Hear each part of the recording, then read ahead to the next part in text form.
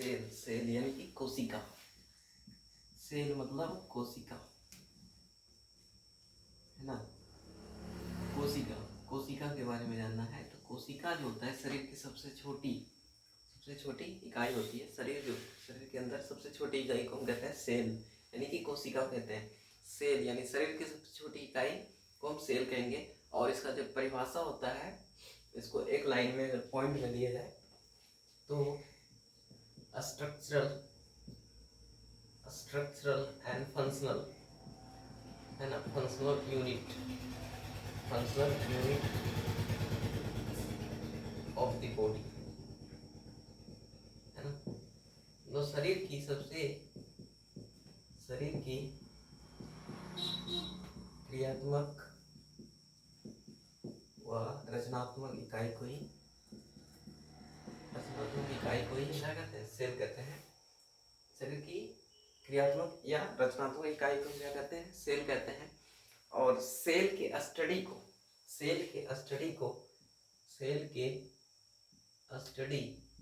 को हम कहते हैं साइटोलॉजी। सेल के स्टडी को कहते हैं साइटोलॉजी।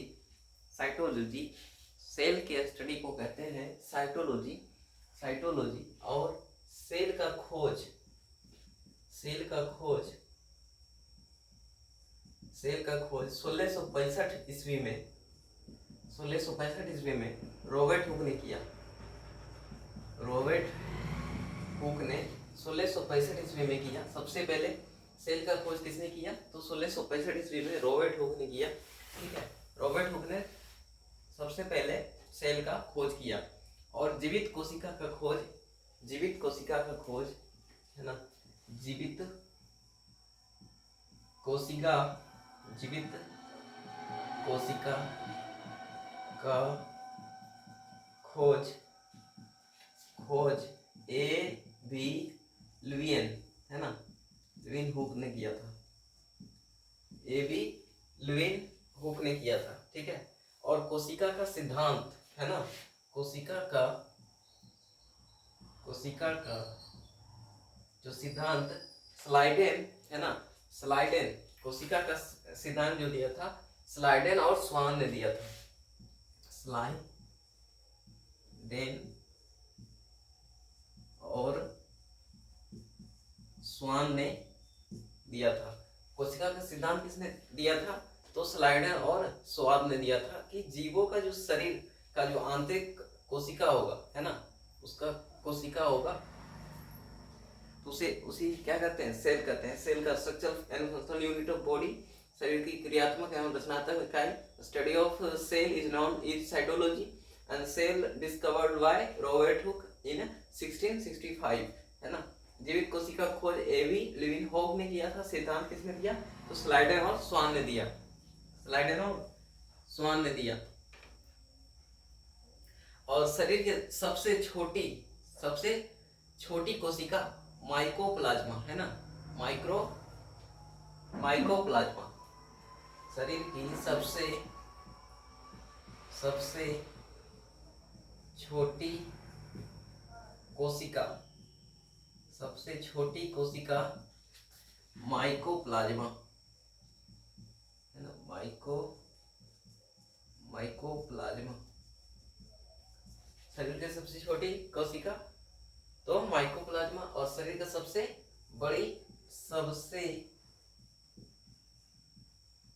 बड़ी कोशिका शुतुरमुर्ग का अंडा। शुतुरमुर्ग का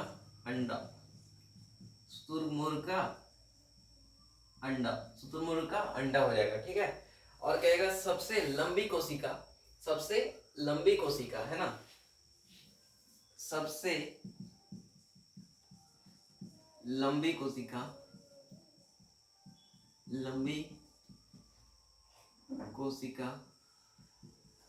तो तंत्रिका तंत्र, जिसको हम कहते हैं नर्वस सिस्टम, है ना,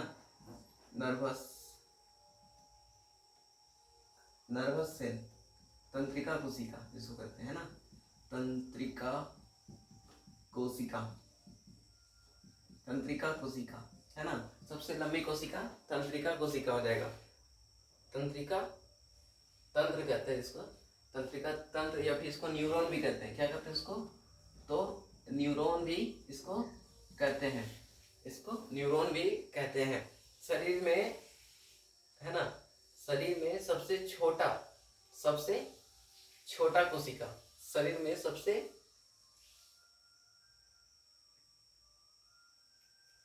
छोटा कोशिका, है ना, शरीर में सबसे छोटा कोशिका,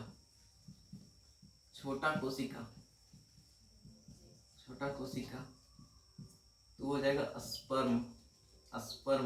स्पर्म को हम कहते हैं शुक्राणु, है ना। शरीर का जो सबसे छोटे कोशिका हो जाएगा, शरीर में सबसे छोटा कोशिका हो जाएगा शुक्राणु, और सबसे बड़ी हो जाएगी हमारी क्या चीज? सबसे बड़ी हो जाएगी हमारा अंडाणु। सबसे बड़ा कोशिका हो जाएगा हमारा शरीर में, तो अंडाणु हो जाएगा। क्या हो जाएगा? अंडाणु, शरीर में, है ना, शरीर में हो जाएगा ये हमारा, शरीर में, ये भी शरीर में बड़ा कोशिका आ जाएगा अंडाणु, जिसको हम कहते हैं ओवम, है ना, ओवम। ठीक है, तो शरीर का सबसे बड़ी कोशिका हो जाएगा शुतुरमुर्ग का अंडा, सबसे छोटी कोशिका हो जाएगा माइकोप्लाज्मा, है ना, सबसे छोटा हो जाएगा क्या? माइकोप्लाज्मा। सबसे लंबी कोशिका हो जाएगा तंत्रिका तंत्र यानी कि न्यूरॉन। मनुष्य में सबसे छोटा कोशिका हो जाएगा हमारा शुक्राणु, ठीक है, शुक्राणु हो जाएगा। मनुष्य में सबसे लंबी कोशिका हमारा हो जाएगा तंत्रिका तंत्र, और मनुष्य में सबसे बड़ा कोशिका अगर हो जाएगा तो हो जाएगा अंडाणु, ठीक है, अंडाणु हो जाएगा।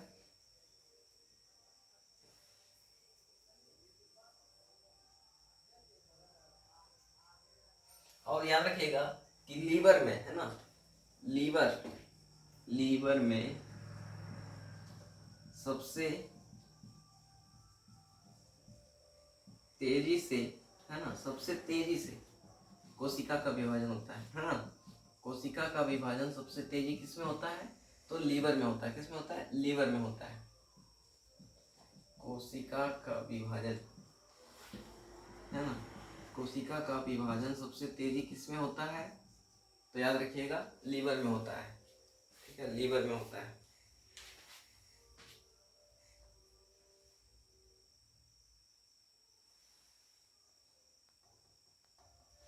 ठीक है, अब नेक्स्ट टॉपिक है कि कोशिका के आधार पर, है ना, कोशिका के आधार पर, है ना, कोशिका के आधार पर सेल को कितने भागों में बांटा है? 2 भागों में बांटा है, ठीक है। एक को कहते हैं एक कोशिकीय,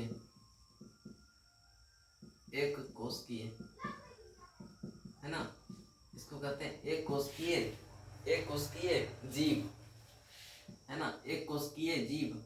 और दूसरा को हम क्या कहते हैं? बहुकोशिकीय, है ना,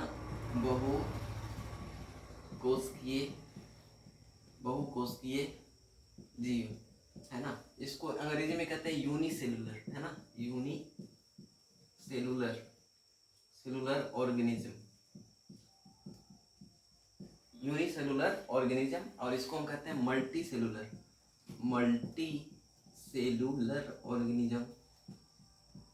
ऑर्गेनिज्म, है ना,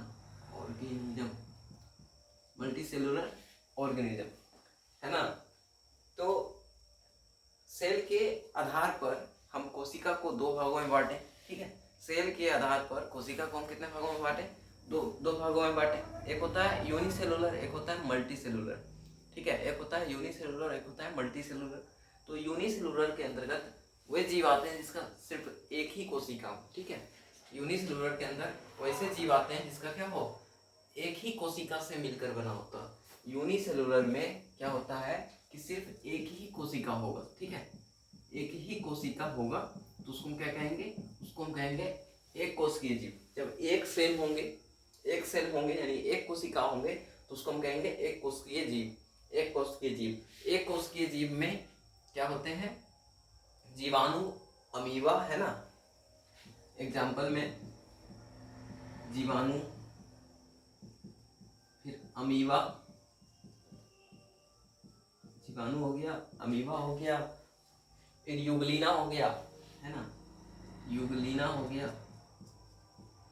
जीवाणु हो गया, अमीबा हो गया, यूग्लिना हो गया, प्लाज्मोडियम हो गया, है ना, प्लाज्मोडियम, प्लाज्मोडियम, प्लाज्मोडियम हो गया, यूग्लिना हो गया, जीवाणु हो गया, फिर प्रोटोजोआ संघ, है ना, प्रोटोजोआ संघ, जितने भी प्रोटोजोआ संघ होंगे सब के सब क्या होंगे, प्रोटोजोआ संघ जो होंगे सब के सब क्या होंगे, एक कोशिकीय में आएंगे, ठीक है, एक कोशिकीय में आएंगे।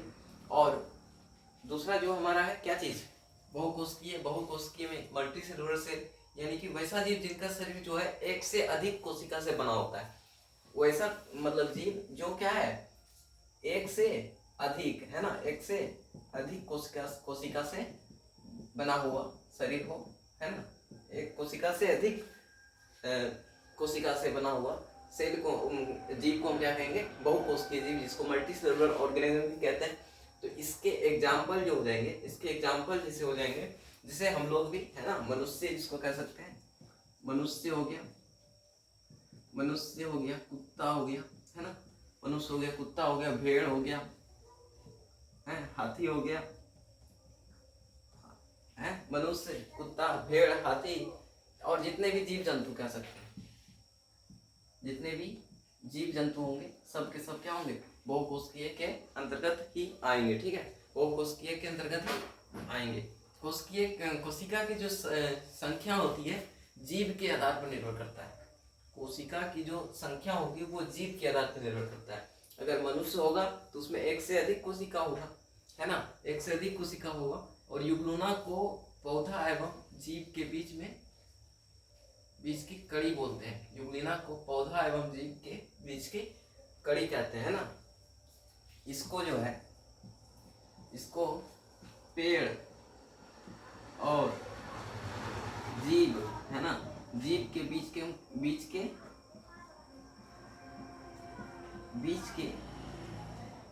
कड़ी कहते हैं। क्या होता है, कड़ी कहते हैं इसको, जीव के बीच को कड़ी कहते हैं। वायरस को सजीव एवं निर्जीव के बीच की बड़ी बोलते हैं, ठीक, तो ये सब मोस्ट इंपोर्टेंट है। फिर है ऑक्टियोपेट्रिए को सरीसृप एवं पक्षी के बीच की कड़ी बोलते हैं। तो देखिए रेप्टाइल के अंदर क्या क्या आता है, रेंगने वाला, रेप्टाइल के अंदर कौन कौन से आते हैं, रेंगने वाला, रेप्टाइल मतलब रेंगने वाला जानवर जीव, जैसे कि लिजार्ड हो गया हमारा, है ना, लिजार्ड हो गया, जैसे छिपकली वगैरह जो कहते हैं, है ना, छिपकली, ये सब जो होता है वो रेप्टाइल के अंदर ही आते हैं।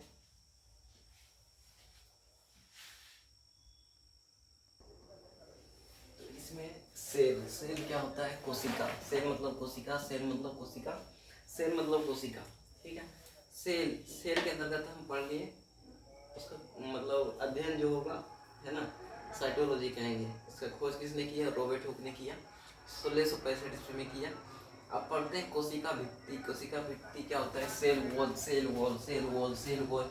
सेल वॉल जो होता है सिर्फ क्या होता है, ये पौधों में मौजूद होते हैं। सेल वॉल जो होता है सिर्फ पौधों में मौजूद होते हैं। सेल वॉल जो होता है हमारा कोशिका में क्या होता है, सबसे मतलब सिर्फ किस में पाया जाता है, कोशिका भित्ति जो है सिर्फ पौधों में पाए जाते हैं। कोशिका भित्ति जो है सिर्फ पौधों में पाए जाते हैं। कोशिका भित्ति जो है सिर्फ किस में पाए जाते हैं, पौधों में पाए जाते हैं। और यह जो होता है सेलुलोज का बना होता है। कोशिका भित्ति जो होता है किसके बना होता है, सेलुलोज का बना होता है, जो कि कार्बोन्यूट्रेट कहलाते हैं, ठीक है, कार्बोन्यूट्रेट कहलाते हैं। और कोशिका भित्ति का जो शेप होता है वो फिक्स्ड होते हैं, ठीक है, कोशिका भित्ति का जो शेप है वो फिक्स्ड होते हैं। कोशिका भित्ति का शेप जो होते हैं वो फिक्स्ड होते हैं, यानी कि इसका कोई फिक्स शेप होता है, इसमें कुछ भी। और कोशिका भित्ति जो होते हैं कोशिका को सुरक्षित करना इसका काम है। और इसमें जो होता है पारगमय झिल्ली पाया जाता है। पारगमय झिल्ली किसमें पाया जाता है, कोशिका भित्ति में पाया जाता है। पारगमय झिल्ली किसमें पाया जाता है, कोशिका भित्ति में पाया जाता है। कोशिका भित्ति में क्या होता है, कोशिका भित्ति जो होता है सिर्फ किस में पाया जाता है, हमारे पौधों में पाया जाता है। सेलुलोज का बना होता है, उसमें कार्बोन्यूट्रेट होते हैं, इसका जो आकार होता है फिक्स्ड होते हैं। और यह जो होता है कोशिका को सुरक्षित महसूस करता है, सुरक्षित करने का काम करता है। यह जो होता है पारगमय झिल्ली का बना होता है। कोशिका झिल्ली यानी कि ये जो होता है प्लांट और एनिमल दोनों में पाए जाते हैं। कोशिका झिल्ली यानी कि सेल मेम्ब्रेन जो होते हैं ये प्लांट और एनिमल दोनों में पाए जाते हैं।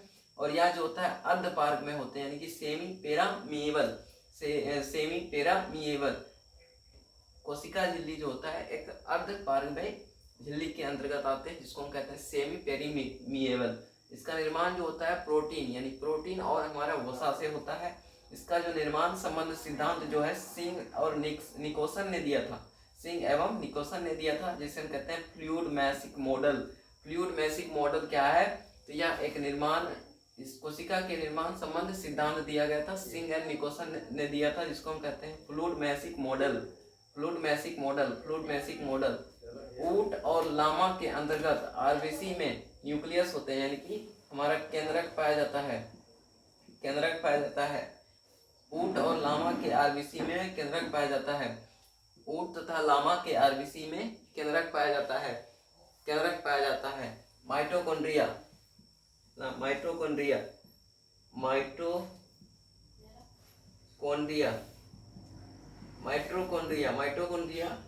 है ना, माइटोकॉन्ड्रिया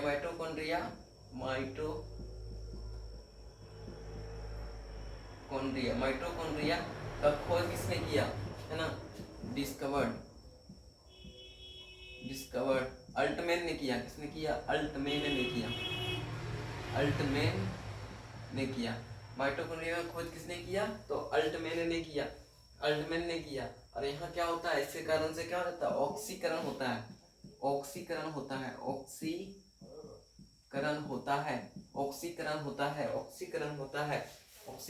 है। और जिसके फलस्वरूप क्या होते हैं? एटीपी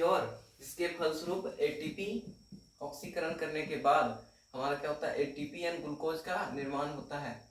एटीपी और ग्लूकोज का निर्माण होता है। एटीपी को हम कहते हैं एडिनोसिन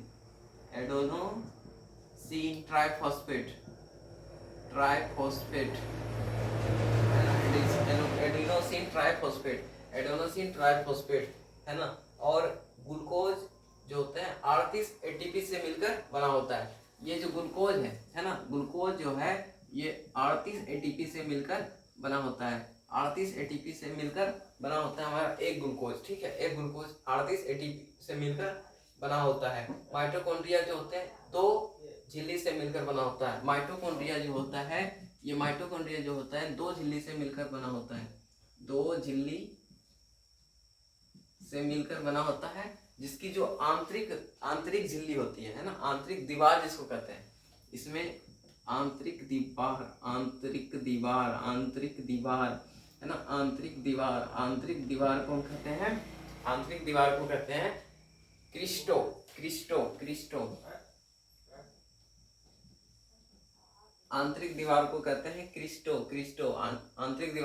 क्रिस्टो। माइटोकॉन्ड्रिया का खोज अल्टमैन ने किया। ये ऑक्सीकरण के कारण क्या होता है? एटीपी और ग्लूकोज का निर्माण होता है। एटीपी को कहते हैं एडिनोसिन ट्राइफॉस्फेट, और एक ग्लूकोज से कितने 38 और एटीपी से मिलकर एक ग्लूकोज का निर्माण होता है। और माइटोकॉन्ड्रिया अंदर कितने झिल्ली होते हैं? 2 झिल्ली से मिलकर बना होता है, जिसके आंतरिक दीवार को हम कहते हैं क्रिस्टो। क्या कहते हैं उसको? क्रिस्टो कहते हैं। और इसे हम ऊर्जा गृह भी कहते हैं, यानी कि पावर हाउस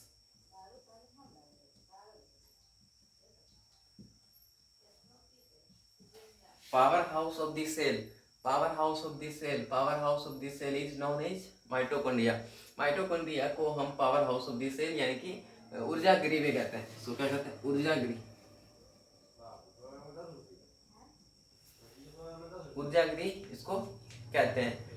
गृह इसको कहते हैं। अब है अंतःद्रव्यीय जालिका, है ना। अंतःद्रव्यीय जालिका जिसको कहते हैं इंडोप्लाज्मिक रेटिकुलम।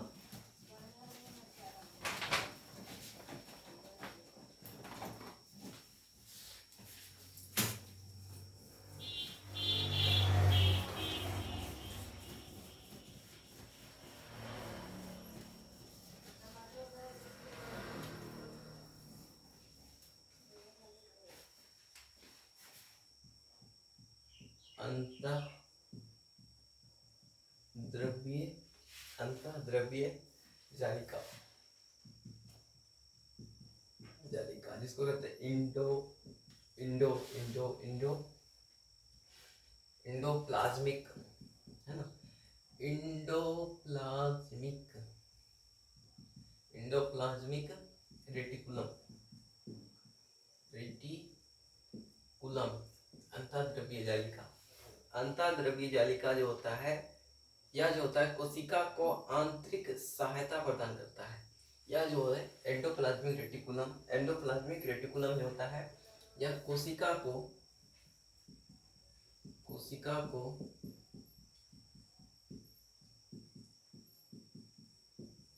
एंडोप्लाज्मिक रेटिकुलम जो होता है ये क्या करता है, आंतरिक सहायता करता है। आंतरिक सहायता प्रदान करना किसका काम है, आंतरिक सहायता प्रदान करना किसका काम है, अंतःद्रव्यीय जालिका को कोशिका के अंदर क्या करता है, आंतरिक सहायता प्रदान करता है। और इसे हम आंतरिक कंकाल भी कहते हैं। इसे हम क्या कहते हैं, आंतरिक कंकाल, आंतरिक कंकाल भी इसको कहते हैं। ठीक है, आंतरिक कंकाल किसको कहते हैं, endoplasmic reticulum, endoplasmic reticulum, endoplasmic reticulum.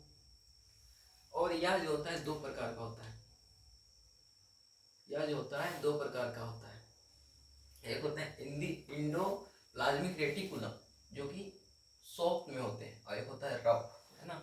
ये जो होते हैं दो प्रकार के होते हैं, ये जो होते हैं दो प्रकार का होता है। एक होता है इंडोप्लाज्मिक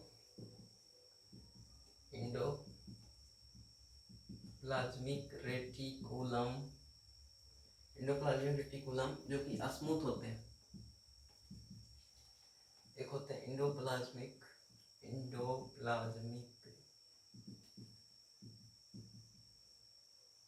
एक रफ होते हैं, एक क्या होता है, रफ होते हैं। अंतःद्रव्यीय जालिका जो होते हैं जिसको एंडोप्लाज्मिक रेटिकुलम कहते हैं, यह जो होता है कोशिका को आंतरिक सहायता प्रदान करना इसका काम है, और इसे हम आंतरिक कंकाल भी कहते हैं। ये दो प्रकार का होता है, एंडोप्लाज्मिक रेटिकुलम जो कि स्मूथ होते हैं, एक होता है एंडोप्लाज्मिक रेटिकुलम, एक हमारा रफ के अंतर्गत आते हैं। एंडोप्लाज्मिक रेटिकुलम जो कि स्मूथ में है ना, स्मूथ में यह जो होते हैं कार्बोहाइड्रेट्स एंड फैट्स का बना होता है। स्मूथ वाला क्या होता है, कार्बोहाइड्रेट्स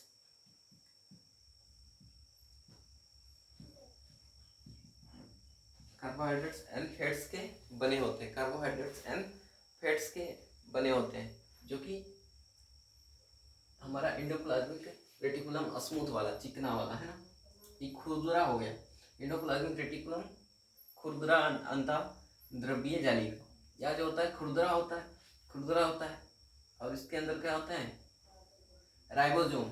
इसके अंदर क्या होते हैं, राइबोसोम्स पाए जाते हैं। इसके अंदर राइबोसोम पाए जाते हैं।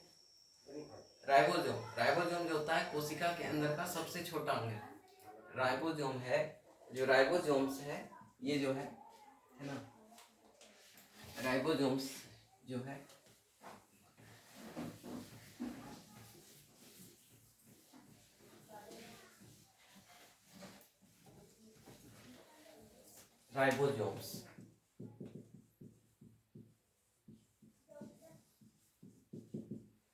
राइबोसोम्स जो होते हैं शरीर की सबसे छोटी अंग है, सबसे छोटा अंग के अंतर्गत हमारा राइबोसोम आते हैं। ठीक है, राइबोसोम जो होता है कोशिका के अंदर का सबसे छोटा अंग होता है। इससे यह क्या करता है, प्रोटीन का निर्माण करता है। इसमें क्या होता है, प्रोटीन का निर्माण होना, प्रोटीन का निर्माण करना। प्रोटीन का निर्माण किसमें होता है, राइबोसोम में होता है, राइबोसोम में होता है। और इसे प्रोटीन का फैक्ट्री भी कहा जाता है ना, factory of ribosome, factory of protein ribosome को कहते हैं, फैक्ट्री ऑफ प्रोटीन राइबोसोम को कहते हैं, फैक्ट्री ऑफ प्रोटीन राइबोसोम को कहते हैं। राइबोसोम जो होता है दो प्रकार का होता है। राइबोसोम जो होता है कितने प्रकार के होते हैं, दो प्रकार के। कितने प्रकार के, दो प्रकार के होते हैं, 70S और एक होता है 80s, है ना। एक होता है 70s और एक होता है 80s। या जो होता है 70s जो होता है हल्का होता है, क्या होता है 70s जो होता है हल्का होता है, और 80s जो होता है भारी होता है। 80s जो होता है क्या होता है भारी होता है, 70s क्या होता है हल्का होता है, और ये जो होते हैं भारी होते हैं। और ये जो होते हैं प्रोकैरियोटिक, है ना, प्रोकैरियोटिक कोशिका में पाए जाते हैं ना, प्रोकैरियोटिक कोशिका में पाए जाते हैं। और ये जो होता है ना यूकैरियोटिक, इसको कहते हैं यूकैरियोटिक, है ना, यूकैरियोटिक सेल में पाया जाता है। और एस का मतलब होता है सेडिमेंशन, है ना। और इसमें जो एस है ना, इसमें जो एस है, एस का मतलब होता है, एस का मतलब जो होता है सेडिमेंशन, एस का मतलब होता है सेडिमेंशन, सेडिमेंटेशन,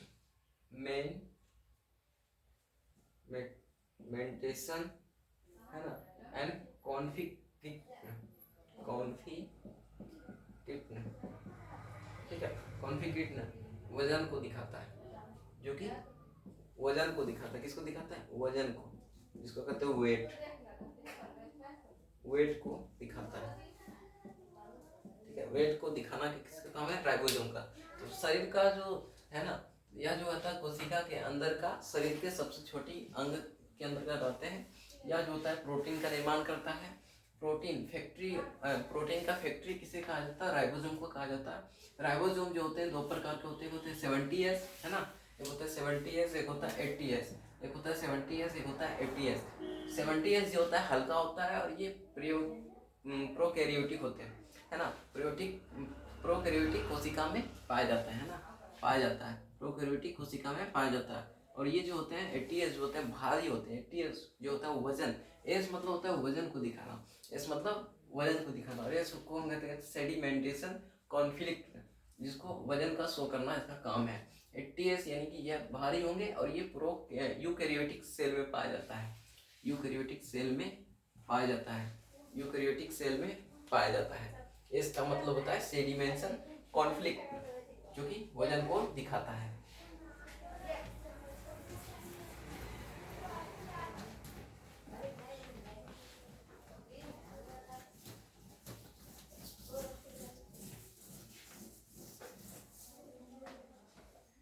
जो कि वजन को दिखाता है। अब है गोल्गी बॉडी, है ना, गोल्गी कार।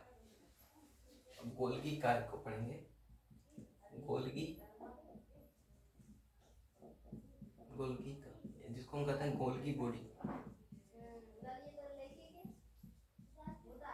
जिसको हम कहते हैं गोल्गी बॉडी, गोल्गी बॉडी। इसका खोज जो किया था कैमिलो गोल्जी ने किया था। इसका खोज किसने किया कैमिलो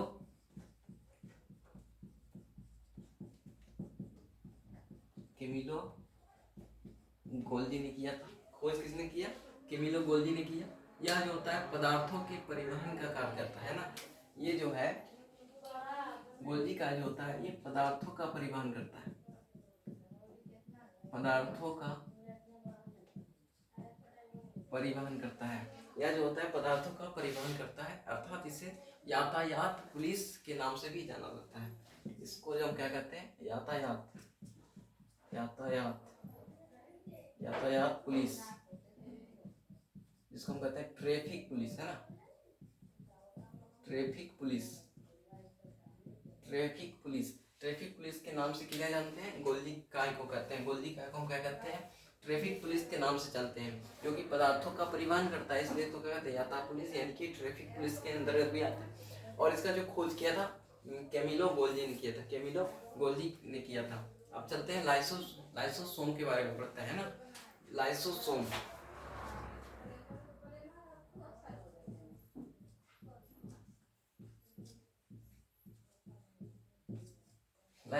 लाइसोसोम जो होता है ये हमारे शरीर के अंदर पाचन का काम करता है। हमारे शरीर के अंदर किसका काम करता है पाचन का काम करता है ना। इसको हम कहते हैं डाइजेशन, इसको क्या कहते हैं डाइजेशन कहते हैं, है ना, डाइजेशन कहते हैं। क्या जो होता है लाइसोसोम जो होता है शरीर के अंदर में क्या करता है पाचन का कार्य करता है, यानी कि डाइजेशन का कार्य करता है। इसके अंदर क्या होते हैं जल अपघटक एंजाइम होते हैं, जल अपघटक एंजाइम होते हैं। इसके अंदर क्या होते हैं? इसके अंदर होते हैं जल अपघटक एंजाइम। इसके अंदर होते हैं जल अपघटक एंजाइम, जिसको हम कहते हैं हाइड्रोलोज, है ना, हाइड्रोलिक एंजाइम, जिसको हम कहते हैं हाइड्रोलिक एंजाइम। इसको हम क्या कहते हैं? हाइड्रोलिक एंजाइम भी कहते हैं, जल अपघटक एंजाइम। लाइसोसोम का काम है शरीर के अंदर पाचन का कार्य करना, और यह जो होता है जल अपघटक एंजाइम के अंतर्गत आते हैं, जो कि हमारा हाइड्रोलिक एंजाइम के अंतर्गत इसको कहेंगे। इसके अंदर क्या होता है? हाइड्रोलिक एंजाइम होते हैं, जो कि जल अपघटक एंजाइम होते हैं ना।